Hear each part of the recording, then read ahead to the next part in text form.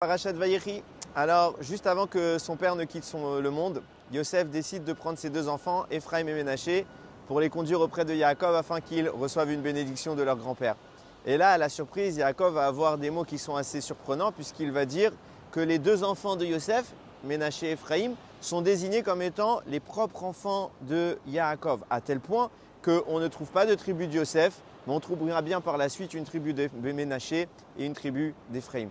Comment pourrait-il, le grand-père, s'approprier les deux enfants de son fils comme étant ses propres enfants? Eh bien, il y a une raison assez mystique à cela. À savoir, nous dit le Harizal que normalement, Yaakov n'aurait pas dû avoir 12, mais 14 fils. En effet, lorsqu'il est arrivé à la frontière d'Israël, le Baal HaTurim rapporte que Hachem lui a promis d'avoir une grande succession. Et Yaakov attendait en cela d'avoir encore des enfants, chose qu'il n'a pas eu. Il espérait avoir ses enfants de Rachel. Malheureusement, Rachel l'a quitté, arrivé en Israël. C'est pour cela que Yaakov va tenter par la suite d'avoir d'autres enfants avec la servante de Rachel. Et malheureusement pour lui, il va y avoir un événement qui va effondrer son projet et qui va l'empêcher de faire naître encore deux enfants à venir. C'est le fameux événement où Réhouven, triste de voir que Yaakov ne s'est pas installé auprès de sa mère Léa, va intervenir et échanger les couches de son père pour qu'il se retrouve auprès de Léa, là où il pensait être avec la servante de Rachel.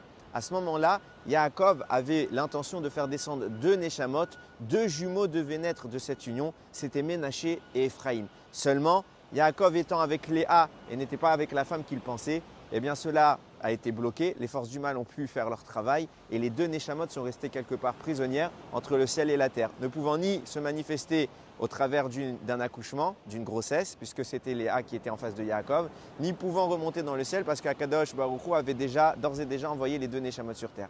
Ce n'est que bien plus tard, par un mécanisme dont je n'aurai pas le temps d'expliquer ici, kabbalistique, mais qui est très intéressant, que Yosef va parvenir à faire descendre ces deux Neshamot dans des corps physiques, Ménaché et Ephraim vont pouvoir naître. C'est pour ça que Yosef va les présenter devant Yaakov et Yaakov va les désigner comme étant ses propres fils et les ériger au statut d'une des 12 tribus d'Israël. Yaakov n'aurait pas dû avoir 12, mais bien 14 enfants, 14 étant bien évidemment le chiffre qui amène au mot Yad, la main, parce que le peuple d'Israël est censé être la main d'Israël qui agit sur terre. On voit combien les forces du mal, avant même la naissance du peuple juif, tentent d'empêcher l'existence du Ham Israël. Combien de péripéties vont être mises face à Yaakov et d'embûches pour l'empêcher de faire émerger les 12 tribus. C'est pour dire combien Akadosh Baruch Hu, malgré les tentatives du mal, il est toujours là pour garantir notre existence et nous protéger. Quel que soit l'ennemi, qu'il soit visible ou invisible, Akadosh Baruch Hu est là et on a la sécurité aussi bien dans nos esprits que dans l'aspect physique, de savoir que le maître du monde dirige l'histoire